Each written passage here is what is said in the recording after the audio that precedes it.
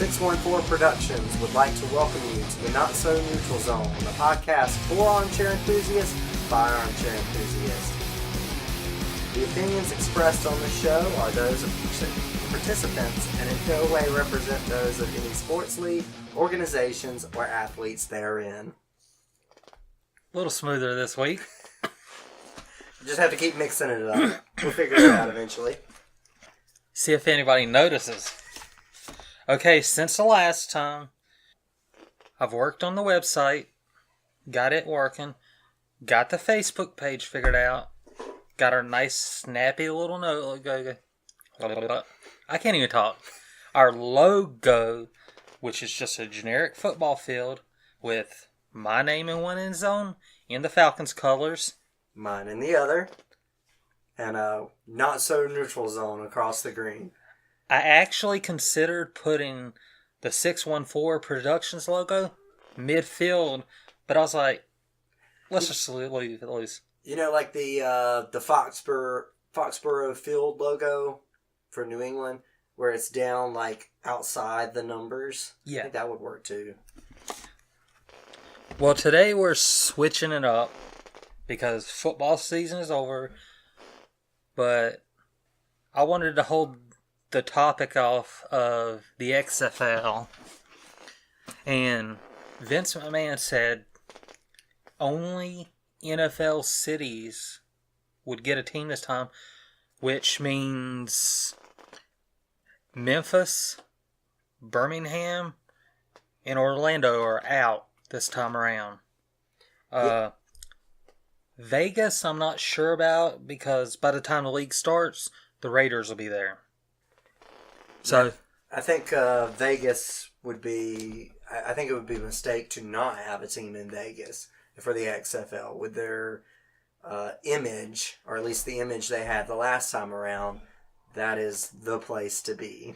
It wouldn't be when the Raiders get there. They'll be the third football team that I know of to play there, with the Las Vegas Gladiators in the AFL, in arena football. The Outlaws in the XFL. Then you have them. I think the main concern everybody has is the gambling. The gambling is always the big issue. I think you can gamble pretty much anywhere now. Obviously, that was a concern in the past, but I mean, these guys could just get in their plane and fly across the country if they really wanted to gamble. It's not going to stop them gambling to not have a team there. That argument always got me because you had the Nets playing in New Jersey, the Giants and Jets play there, even the Red Bulls in soccer play there. So it's in New Jersey, and you got Atlantic City right down the road, so it's not that big an issue to me. Yeah, and with how much money these guys have, I'm sure there's bookies all over them anyway. Legal or not. So, if you had to pick 8 NFL cities to get a franchise, besides the obvious of New York, New Jersey again, I think LA, Chicago, and San Francisco are all going to get an XFL team again. Who would the other 4 be? Has there been any word about how many teams it will be? 8. It'll be 8 teams. He said they're going to go with 8 like they did last time. Mm-hmm. And then think about expansion depending on how the season goes. Yeah, obviously, I'd say probably one of the Florida cities. Miami? Miami. I think it would definitely have to be Miami with the party culture and all that. I think Miami would be my pick in Florida. Dallas or Houston? That one's a toss-up. I'd say it'd probably end up in Dallas. I think Pittsburgh is another good one. Just because of McMahon and his ties to the area. But you couldn't go wrong with somewhere like Denver. Maybe Nashville. That's true. I think it'd probably target large media markets. So you've already got Los Angeles, New York tied up. You know, it said Pittsburgh, Philadelphia is another big market. The capital, Washington, D.C. They would have a big fan base there simply because with what McMahon's acquired over the years, like WCW in Atlanta and the ECW company in Philadelphia, he's already got seeds planted there, but I like this time around, he's actually went with the approach of XFL and WWE are going to be two separate companies. Mm-hmm. Yeah, I think keeping it separated a little bit better will help, especially when people go, well, the game's rigged, you know, like wrestling.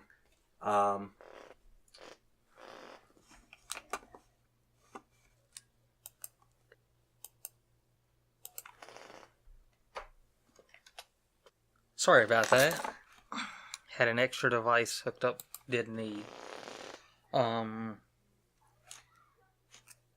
Any other thoughts on XFL? Coaches. Yeah, where are they going to draw coaches from and players from for XFL? Are you going to see the likes of people like, you know, maybe Johnny Manziel? Unlikely, because he did say they're going to take criminal records very seriously. Domestic violence, drunk driving. Manziel's going to have a hard time getting there. He's got a better shot at the AFL, CFL, NFL. Like maybe Robert Griffin III. I don't know if he's still looking for a team or not, but Griffin would have a good opportunity. Trying to think of somebody else. Jay Cutler could even go over there and play.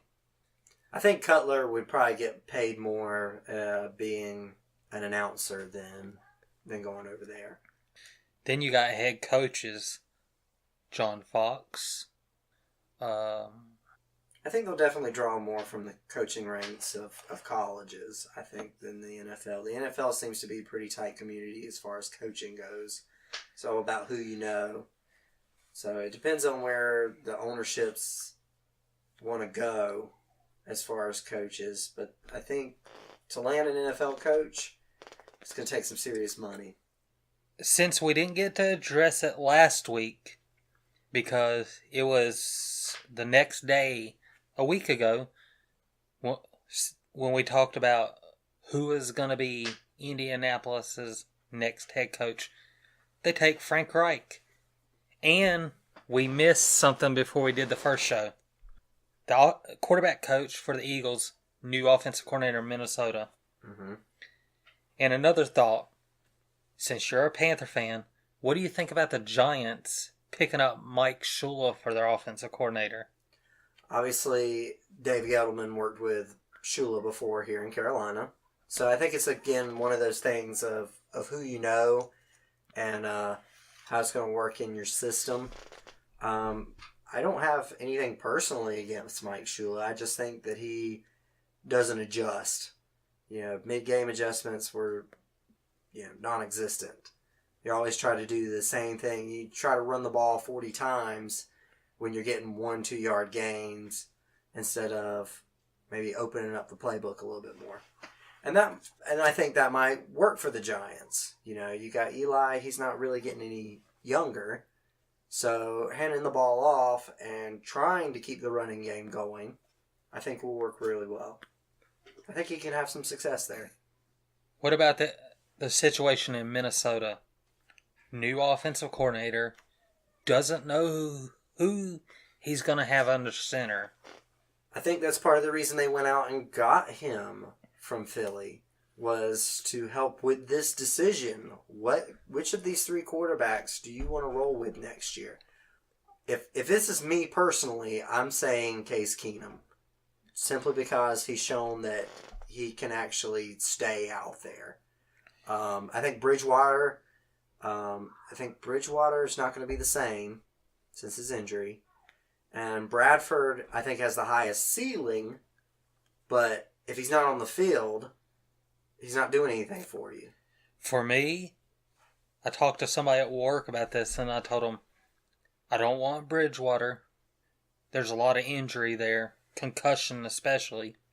Bradford can't stay consistent because of that knee. Case Keenum, the only one of the three to stay healthy all year, he earned it. And with Indianapolis, same situation. Frank Reich's coming in. First thing he needs is a quarterback. I would trade Andrew Luck if anybody's interested. Because to me, he's kind of like, I don't know who to compare him to, but he had promise, but as things went on, it was just... And I think Luck is one of those great talents that was ruined by coaching. You know, you've had a lot of people come out of college that they hype up and say, you know, these guys have the tools to be the next Peyton Manning or whatever. And then they get into the NFL and the coaches are so focused on instant success that they forget to build up their players. And I think Luck was just ruined by that. You know, he's taken a lot of hits. I think this is a step in the right direction if he's going to be healthy, bringing in Frank Reich. I mean, what he did to get Wentz and Foles this past year. Don't forget, this is the same guy who went through kind of the same situation with Jim Kelly in Buffalo during that 4-year Super Bowl stretch that Philadelphia is going through right now with Foles and Wentz. Kelly, the starter, gets hurt. Wright comes in, carries them. Kelly comes in. They win a Super Bowl. It was good. Not to mention the way he was a sort of mentor for Kerry Collins when he was in Carolina. So he's got that promise. But... And I think it works out well, too, if Luck is not ready. Because I think Frank Reich can do a lot with Jacoby Brissett. Wasn't he New England at one time? Yes. Traded, a week into the season? It was quick. Last year, right? Well, prior to this past season, yes. It was him and Garoppolo. And now the only one they got left is Brady. You know, kept the 40-year-old and got rid of the two 20-some-year-olds. But they do have another sort of quarterback on the roster in Edelman.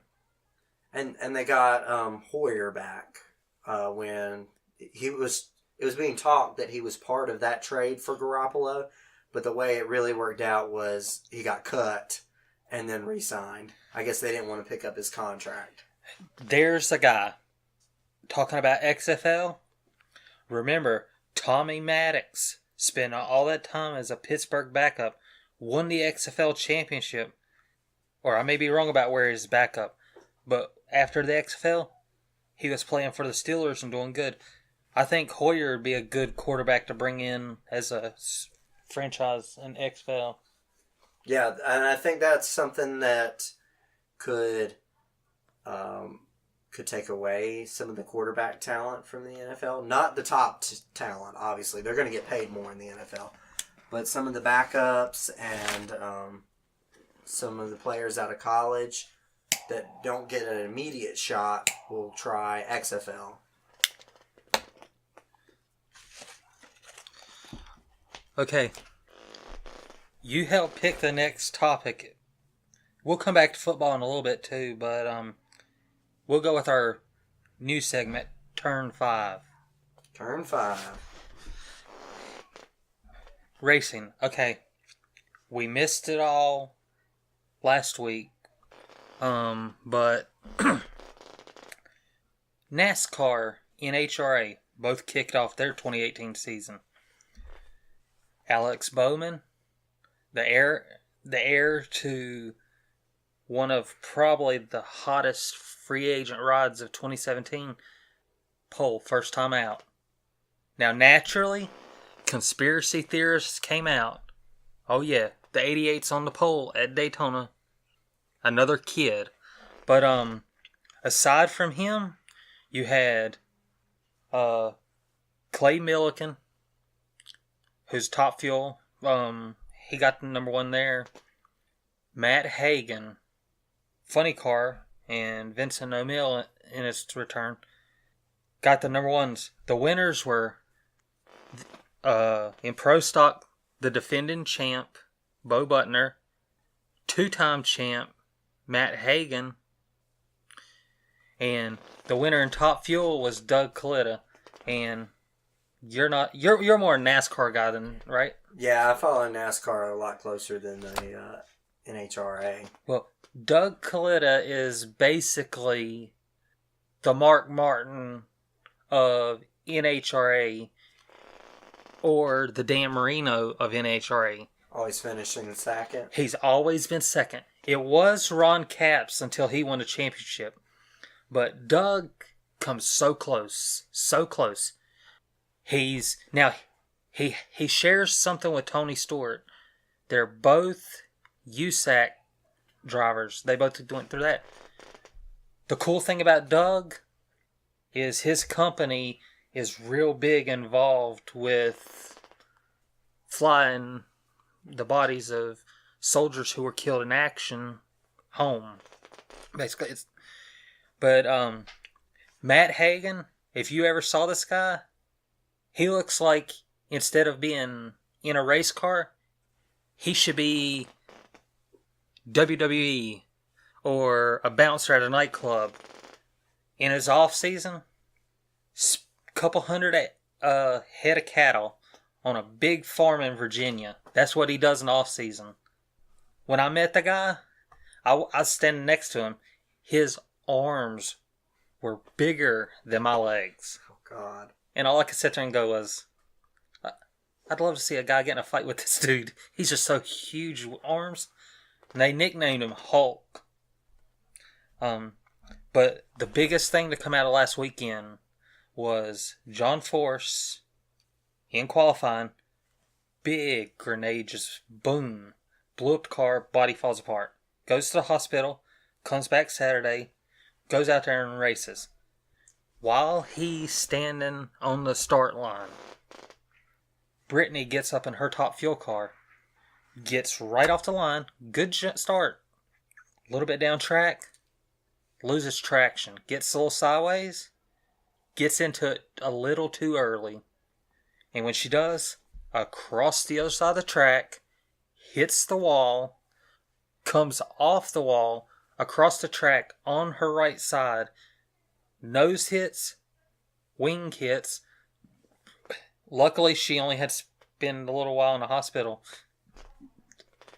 Definitely one of those scary wrecks. Yeah, you sent me that one. That was pretty brutal. I've seen some blow up before, but the previous one, the one you're talking about that blew up.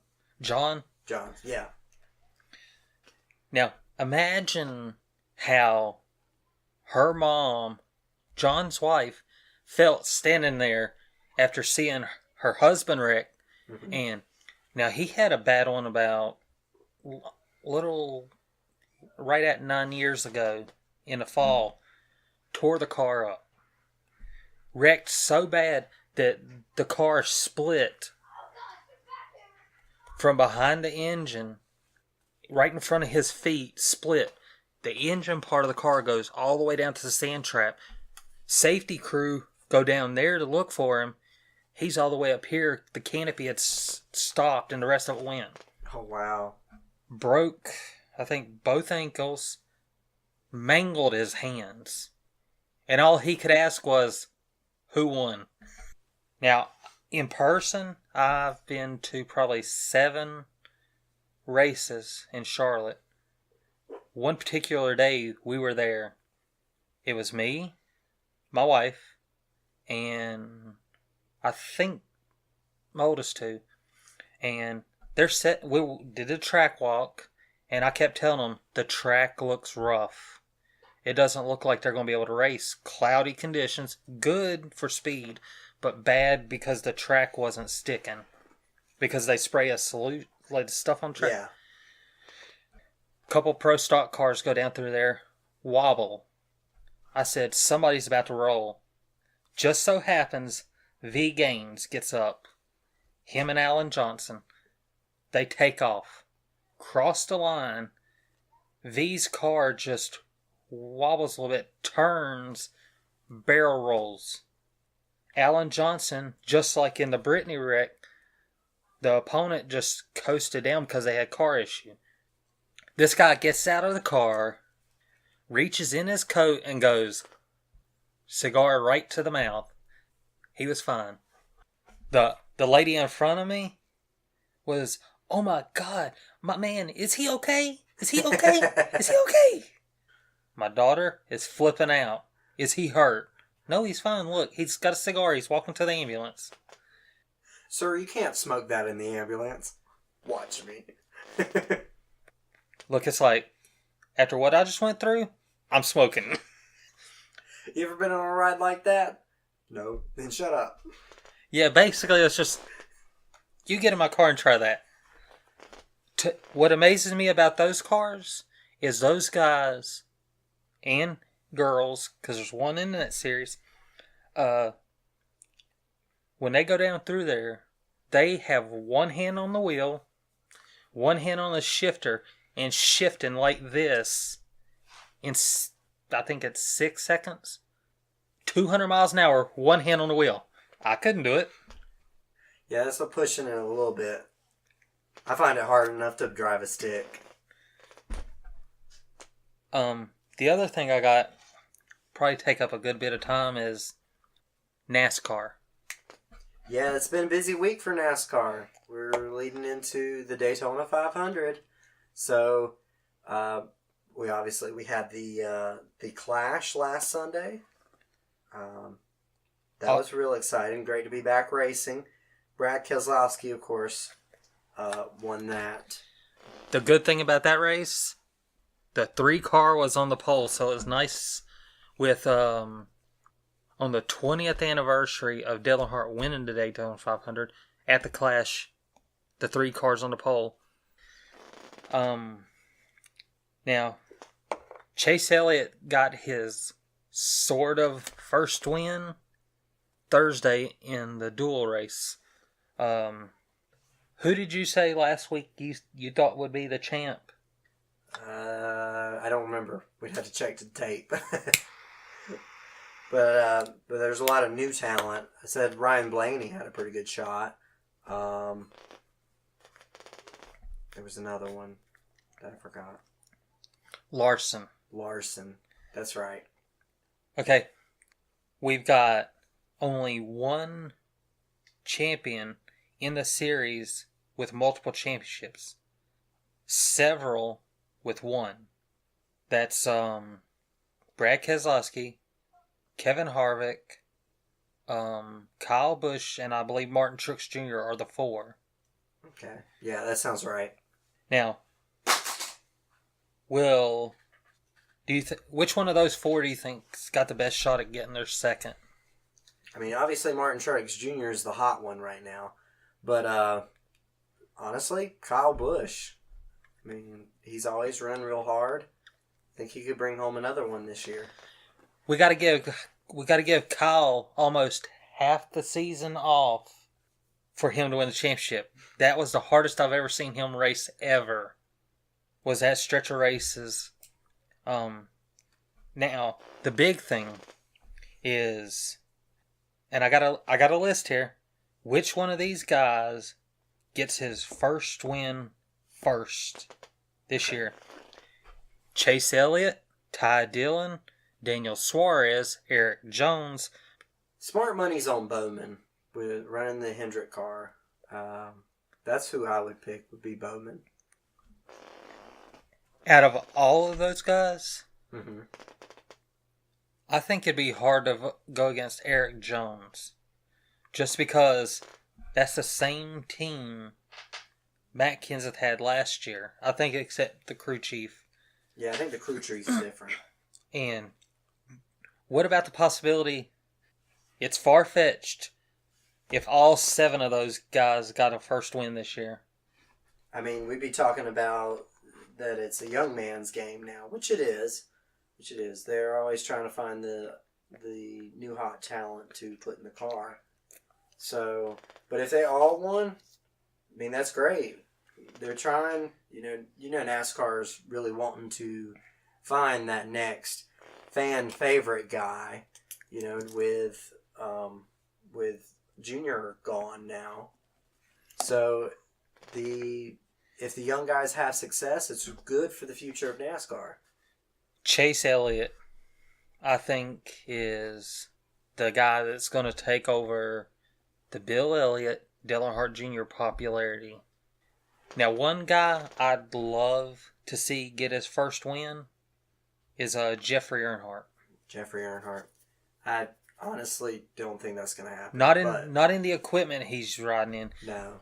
Even though, which I think this is pretty cool, that we're not even 15 minutes away, if that, from the shop that the team operates out of, right here, on your way home.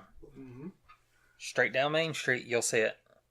But, yeah, I kind of hoped when they said they were looking for the next driver of the 88, I knew Bowman would be the favorite, but, part of you is like, let's put an Earnhardt in that car. Yeah, they're always, they're going to pick the hot hand, and I don't think that's Jeffrey. I like the guy, but no one's going to really pick him up except for his last name.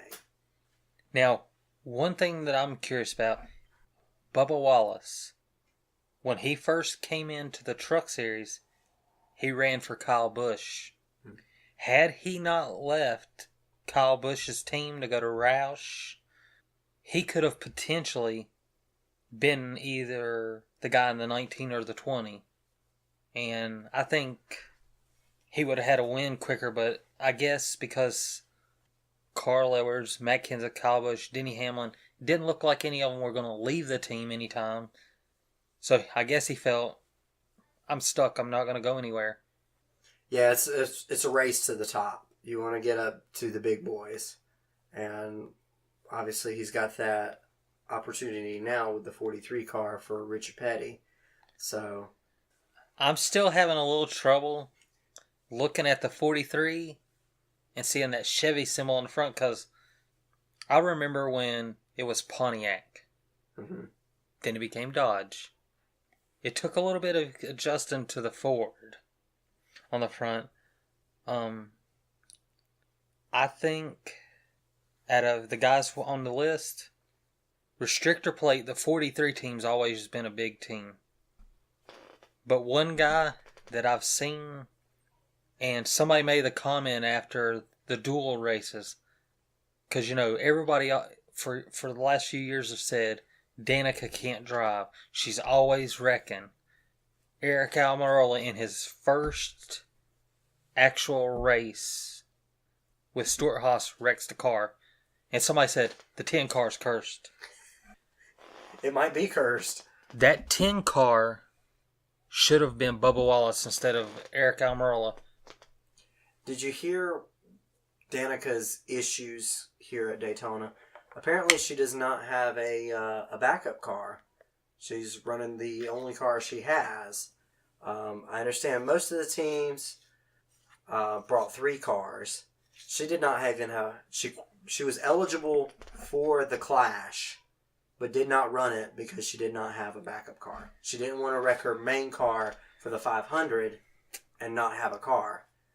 Now, Jimmy Johnson wrecked in the Clash and then in his dual race. So he's down to 1 car. I don't know. They said in the Clash announcer that that hopefully one of his teammates could send one of their cars over. But most teams did bring 3 if they were in the Clash.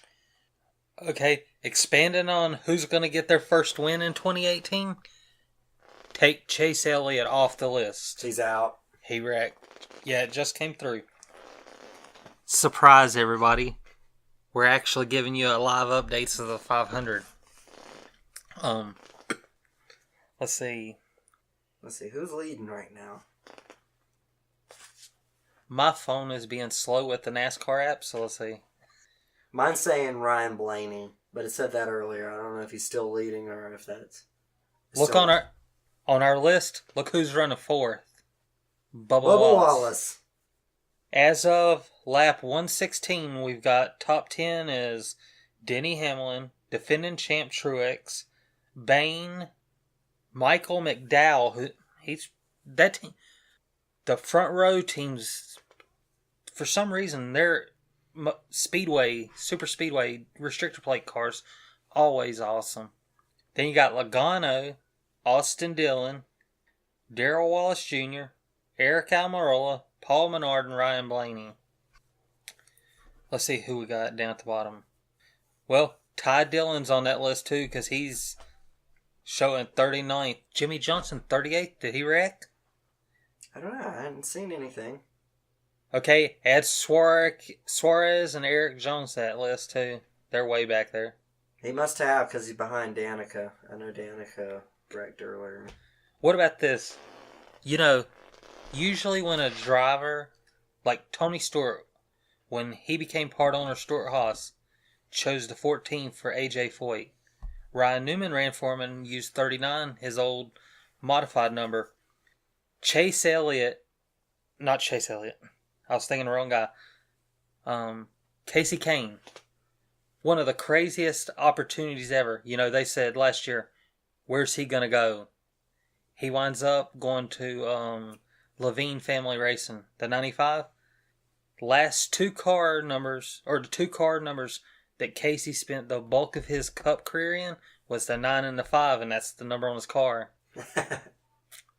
A lot of people, you know, you don't look at stuff like that at first and think, I don't get it, but you think he might get a win in that car this year? Honestly, no. I actually got excited when he said that he was thinking about running the Indy 500 because I don't look at Casey as an Indy car driver.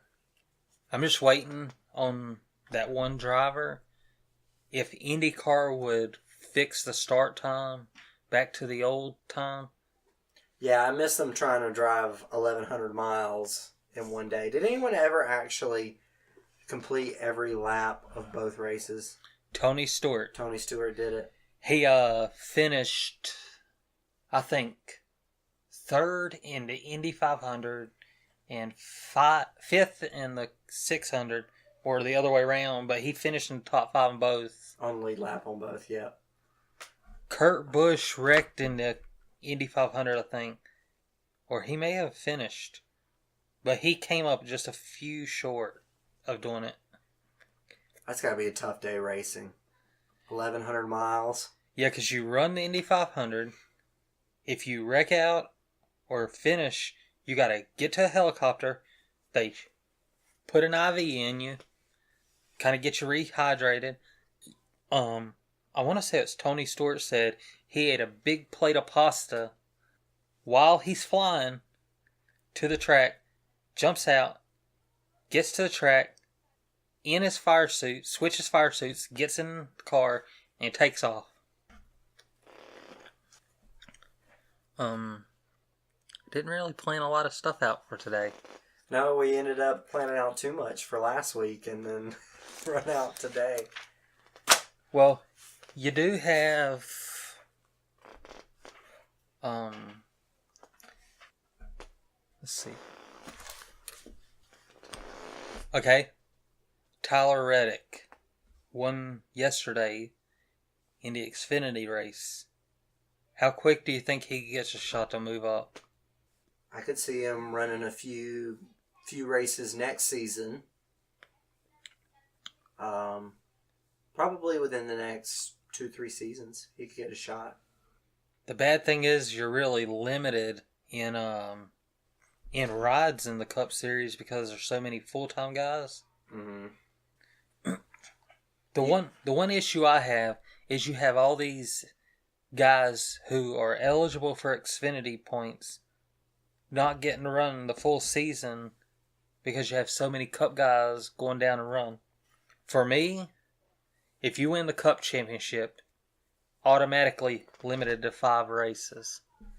Because see, now it's if you have less than 5 years experience in the Cup Series, you can go down and run as many races as you want, but you don't get no points. And some guys, they're in the Cup Series, running mid-pack in a top ride. But they go to Xfinity Series, they're running mid-pack in a top team. And it's like, some of those guys, I think, they're rushing them up.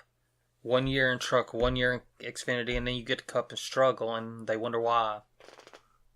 Now, one guy I'm expecting not to be in his car next year is Jamie McMurray in the 1.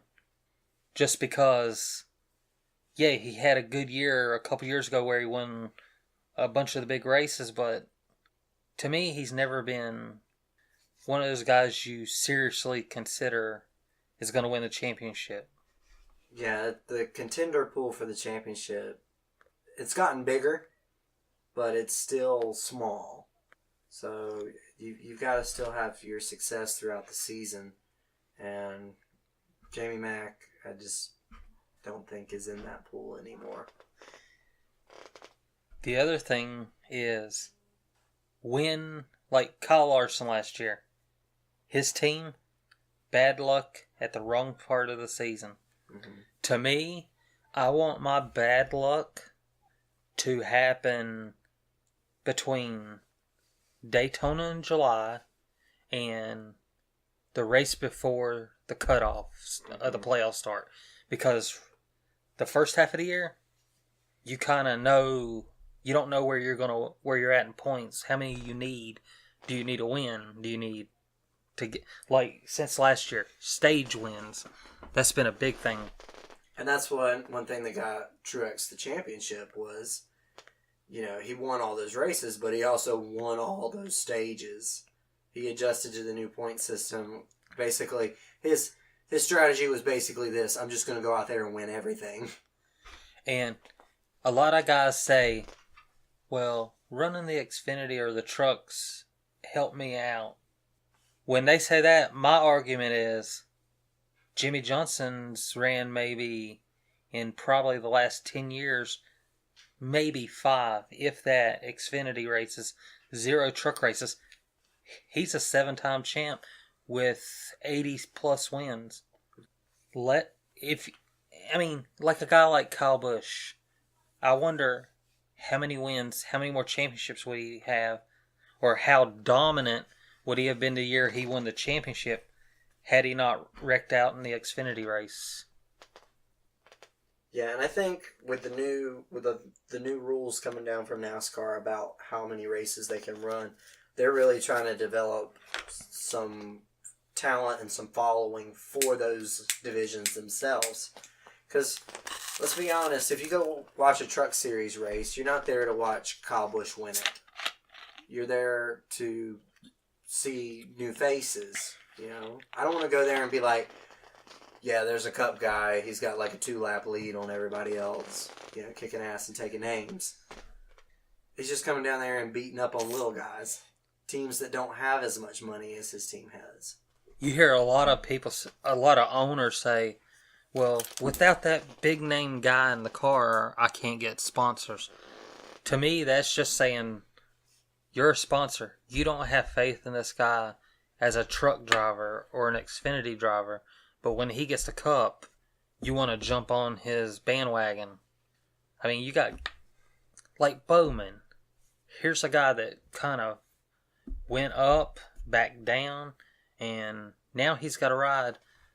Is it because of how good he did filling in for Dale Jr., or is it, that's our guy, we want him?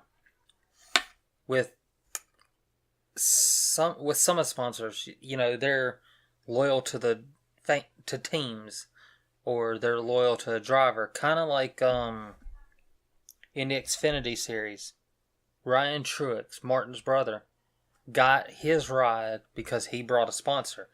Blake Cook, that was driving the car, lost his ride because he didn't have a sponsor. Yeah, with Wood Brothers Racing, they have Paul Menard now, which of course brings the Menard sponsorship with it. And that helps them stay running. It helps too that they've got the support of Ford. They've had that support for, I think, probably 40 years or more. But the whole Menard situation was just, when he said he was leaving Richard Childress, where was he going to go? It was obvious there was going to be some Penske connection, which Wood Brothers does have. Mm-hmm. But because Menard sponsors one of Penske's cars in IndyCar, it kind of made sense, he's going to come over here. And to me, I think my favorite paint scheme this year is Ryan Blaney's car, just because I like that color they put on the Menard's car. Yeah. If you drove down a street in a color car like that, every cop's going to be like, pull it over.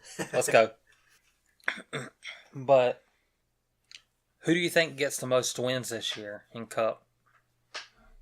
It's so hard to predict the season, especially this early. You still got Truex. You still got Jimmy Johnson hanging around. You've got young names. Keselowski could get hot again. Kyle Busch. I called my shot Busch. last year before the season even started. And I was like, Truex is going to be the champ. Just because it was like, okay, he's clicked. He had a teammate last year that kind of boosted it. But at the same time, this year, I think if he can avoid the bad luck at the timing he did last year, Larson's got the best shot. But all the teams have to hope that either Jimmy Johnson misses the playoffs, which is unlikely, or he has bad luck and misses the chance to go to Homestead. That's the only way you're going to beat him. If he makes the Homestead, Chad Knaus will turn it up from 10 to 50. And it's just, they're kind of like the New England Patriots of NASCAR.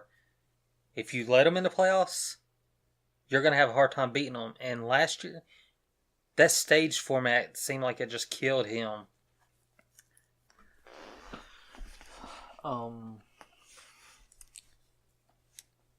Well, anything else? Well, here in the next few days, over in the NFL, on February 20th will be the first day for clubs to designate franchise tags. They'll have till March 6th to decide on that. Obviously, there's a few big names to look for in that. Cousins could potentially be tagged and then traded by Washington. I saw where I think it was Cousins or somebody AJ McCarron filed that grievance. He won his grievance and will be an unrestricted free agent when free agency opens March 14th. How do you think that's going to affect him? Because, when you file that grievance, a lot of teams kind of back off. What happens if he doesn't get a deal? He's not on a roster. He doesn't get that guaranteed money. To me, I would take that guaranteed money because then that puts the team in a spot. You either trade me or I'm going to sit on the bench and make a lot of money this year. Yeah, and there was rumors flying around that if he does hit the market, the Jets would potentially offer him a fully guaranteed contract.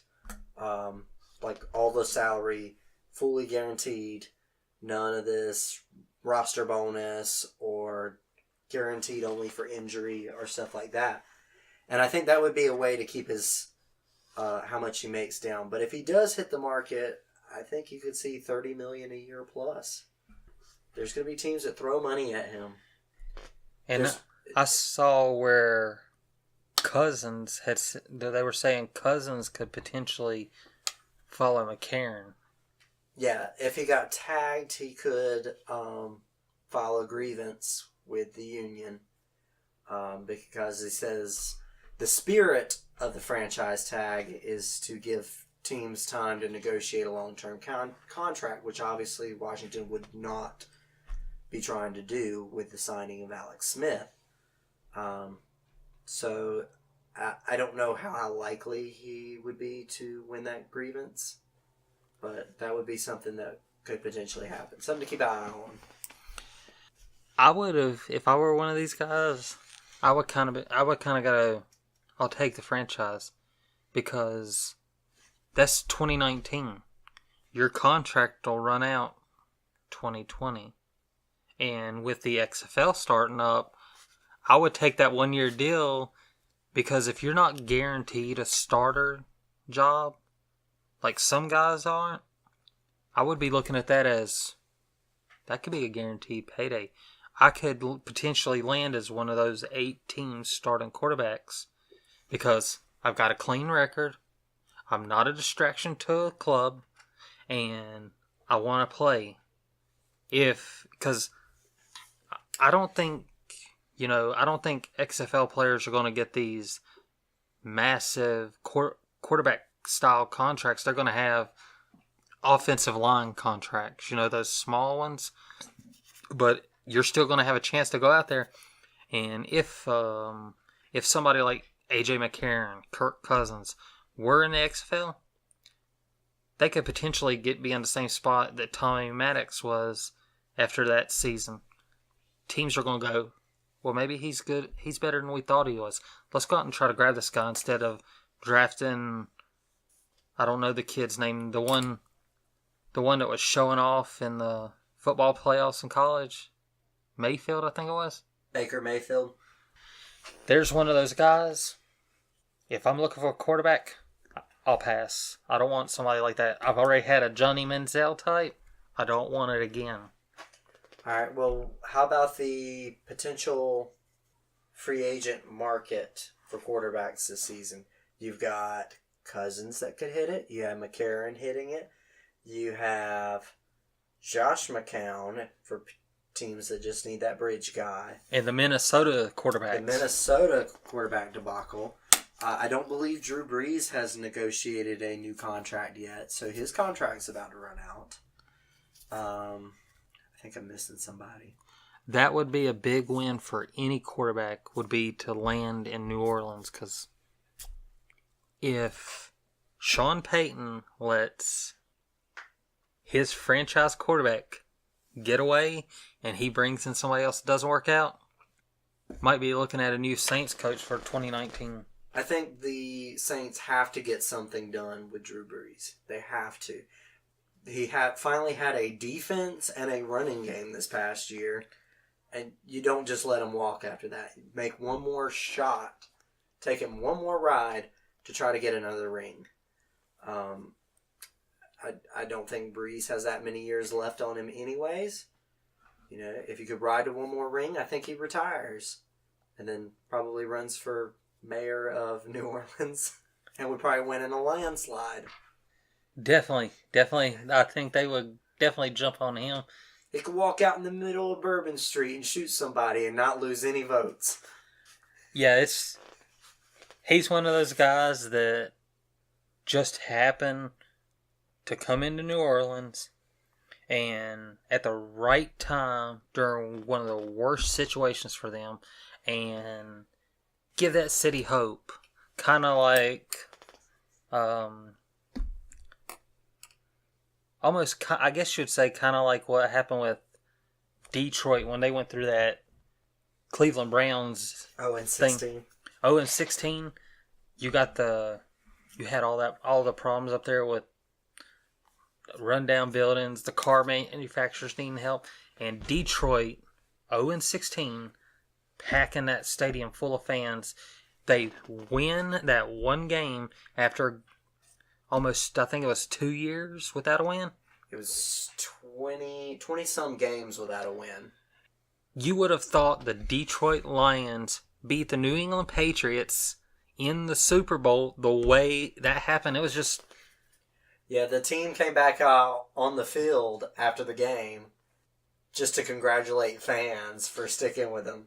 And that's why I always say Detroit's got some of the most loyal fans in the NFL, because they didn't jump bandwagon and run to another team because their team was bad. Yeah, they weren't, even like Cleveland. Cleveland's got some loyal fans, but all you hear is just bad things. And I don't know with the Browns if it's nobody wants to try or... I think the Browns' problem is the hardest problem of all to solve, and that's the ownership. I think that's the Browns' biggest problem. When it starts at the top, then it's just about impossible to change. And like with Snyder in Washington, Dan Snyder, he's been a little more hands off in past years, but him with the RG3 situation was really bad too. If a lot of these franchises like Cleveland, I can't think of another one, but if they would all follow the model that Jacksonville did, Shahid Khan buys the team, hires Tom Coughlin, you make all the decisions, I'll sign the checks. And Coughlin put together a surprisingly good team, one that I didn't think was going to do that good. And, now they went from the laughingstock of the AFC South to probably one of the threats for the 2018 season to repeat, which it's been how long since a team repeated in that division? In the South? I think Houston did it back-to-back a couple of years back. Yeah, that's... But, yeah, previous to that, it was Indianapolis's dominance. And then Houston won back-to-back, and then it's been kind of downhill since then. But what do you think about Jacksonville? The rumors coming out of Jacksonville that they're going to try to land Cousins. Do you think they try... Do you think they would be better to stick with Bortles or to go out and get one of these free agent quarterbacks? Make a play for Drew Brees. If you don't get him, put one out there for Cousins too. And I know that it's a good chance they won't part with him, but I would not be surprised to see Tom Coughlin make a phone call to Dave Gettleman and offer him some ridiculous offer to get Eli out of New York and in Jacksonville. Well, you could... I think it's the end of this 2018 season that Eli's contract's running out. It's either that it's running out or they can cut him with minimum cap hit. So they may just have to wait one more season and then they could have Eli. I believe Bortles has his 5th-year option, which is not guaranteed, not yet. He has his 5th-year option in the 2018 season. And then in the 2019 season, they could be rolling with someone else. The question is, does that pass the prime for the rest of the team? Because, Denver has shown that you really only have a short window when you get a team together to make it happen. Denver's problem, I don't necessarily think it was the age of the players. I think it's that they made the mistake of letting Wade Phillips get away because he's turned that Ram defense into something better than Greg Williams had. Yeah, I mean, he's obviously probably the best defensive coordinator that could never cut it as a head coach. Defense is his thing. It's kind of like what we were talking about. I believe we talked about it last time. Was Norv Turner, another guy, good offense coordinator, not a good head coach. And I see now a lot of people are writing Matt Patricia off already. They're already saying he's not going to cut it because Belichick assistants don't do good as head coaches. But I think he's not going to be a Bill Belichick carbon copy, but he's going to bring some of those principles from New England there. And you've seen how he was in the Super Bowl. He's not happy whenever his defense isn't doing what they're supposed to. So imagine how bad he's going to be about that offense if they don't pick up. Yeah, Detroit's got to get a running game. But, yeah, I think as personality goes, Patricia is day to Belichick's night. They're very far apart. I don't know if you saw any of his introduction press conference in Detroit, but he was pretty hilarious. He goes, I hope you don't mind if you let me get comfortable. And he stuck the pencil behind his ear and kept it there the whole press conference. So obviously his demeanor is a lot different, but as long as he brings the discipline that New England has, I think they'll be doing all right. All right. That's probably going to be it. But before we close it out, we're working on the website. We'll probably upload maybe the first show, which will probably be uploaded right after this, and I'll try to have this one up hopefully by Friday at the latest.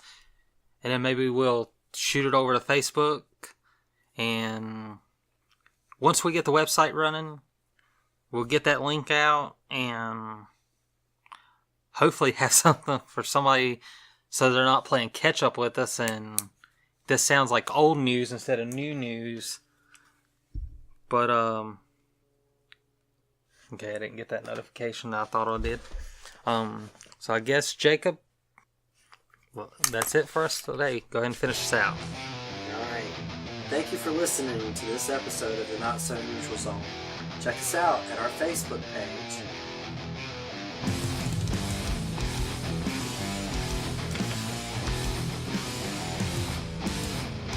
For the Not So Neutral Zone, I'm David. I'm Jacob. Hope to have you back next week. See you later, guys.